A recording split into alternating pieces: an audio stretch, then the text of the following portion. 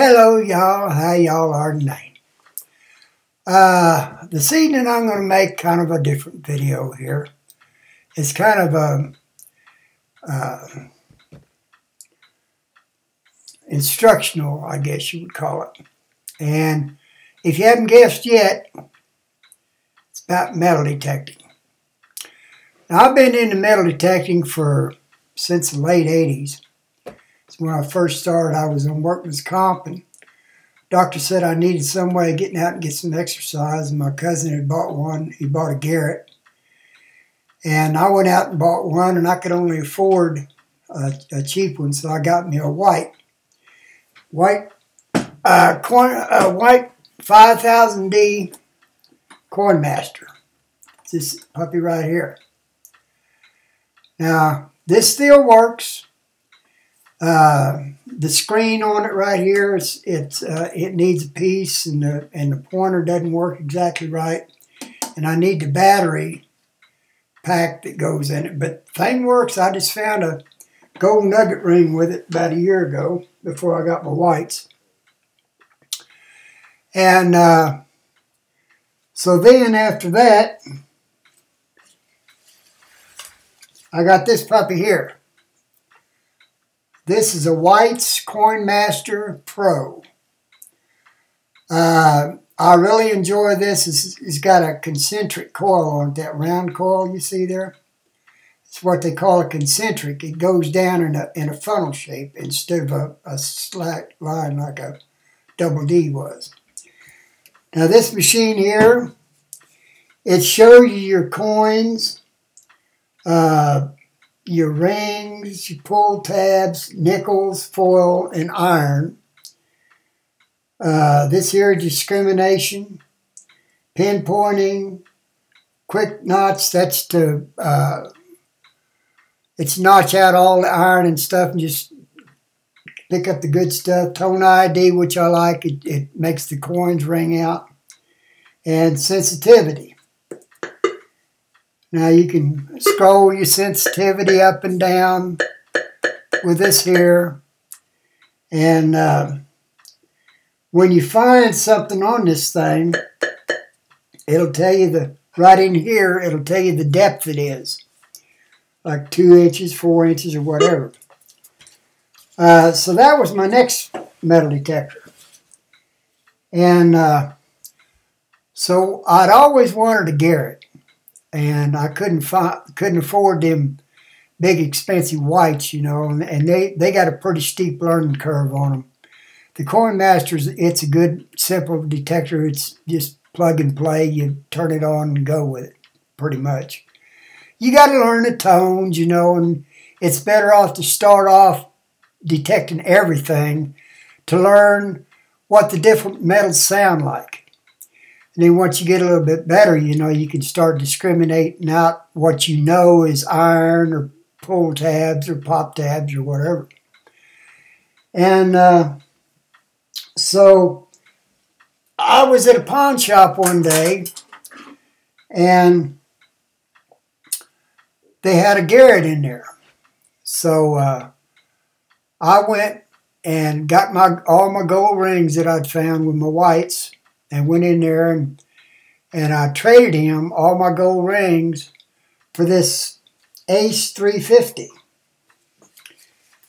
Now this thing here, I'm so used to my other one that, you know, I know how to work it, and this is basically the same thing here. The black bars tell you what's discriminated out. That's your battery life right there, them bars there. This over here is your depth meter telling you how deep the thing is. These are your modes. You got relic mode, coin mode, jewelry mode. Over here is your sensitivity. You know, the higher you go, the more sensitivity you get.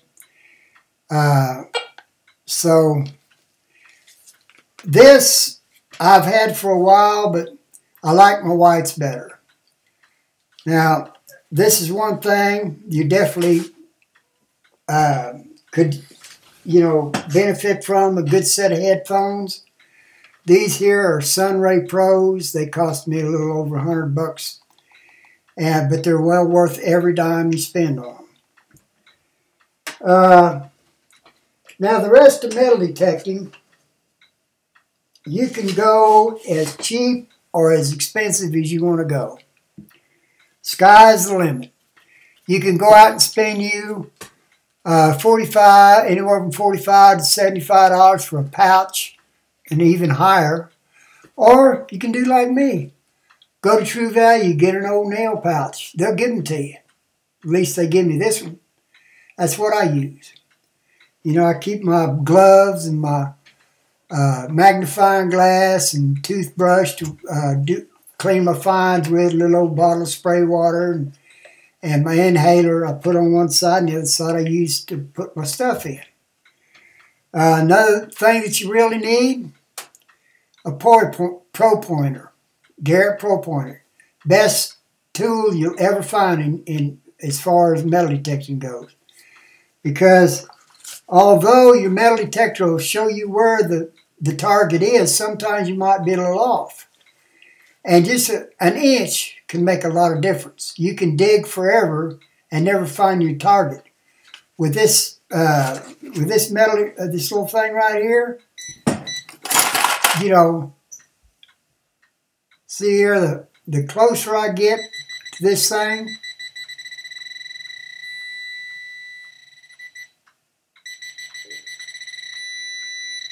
so this is well worth the money you're going to spend on it. It'll save you hours and hours of searching for your finds.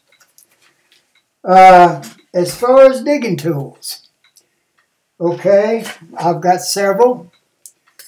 I started off with this. I need to clean it up, but it's just an old garden spade, and garden spade. And then I was looking online, and I seen all these people with these nice digging tools, and I thought, well, maybe I'll get one of those. But hell, they wanted so damn much for them. I went to Walmart one day and found this one right here in the gardening aisle.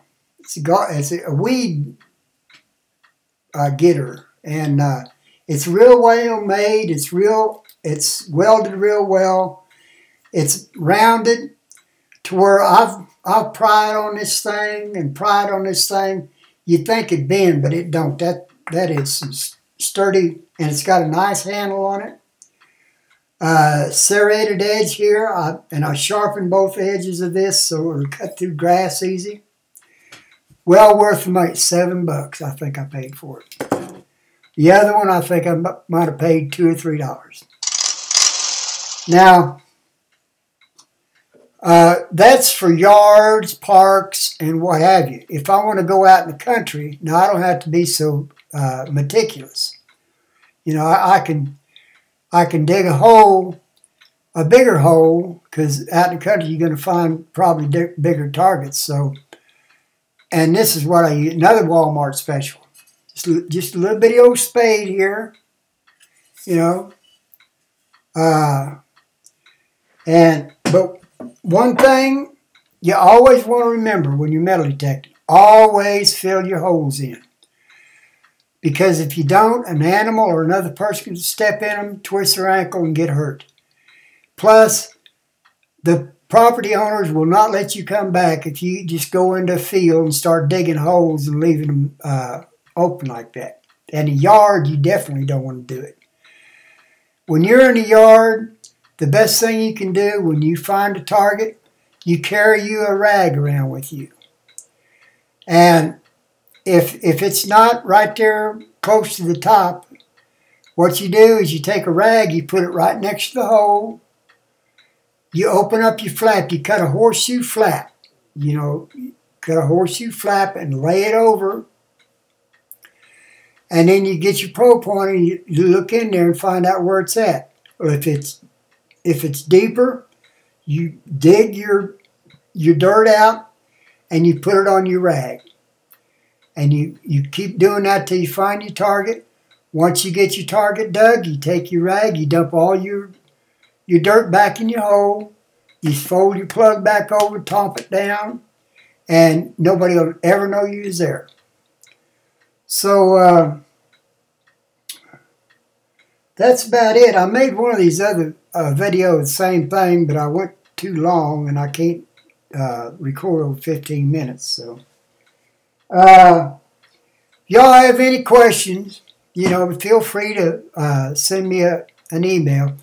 And if anybody's got an old machine like this White's here, this 5000D, if you got one and it's not working and it's just laying around, you're not using it, if you want to get rid of it, I'll pay the shipping. If you'll, or if you want a little bit for it, I can't afford much, but I'll need it for parts to fix this one, because this is a good machine. It still works. And like I said, I did find a 14-karat gold nugget ring with it before I got my White's. So if y'all have any questions, feel free to send me a message and ask me, and I'll answer any questions I can. And it's a great hobby. You'll be surprised what you walk over every day.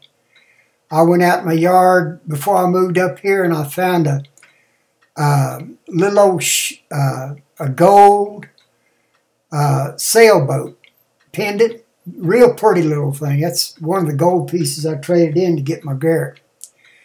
But there's gold under feet, people. Old silver coins, old relics, you name it. You're walking right on top of it every day. So give me a shout if you're interested. And we'll talk at y'all later. God bless. Love y'all. Talk to you later. Bye-bye.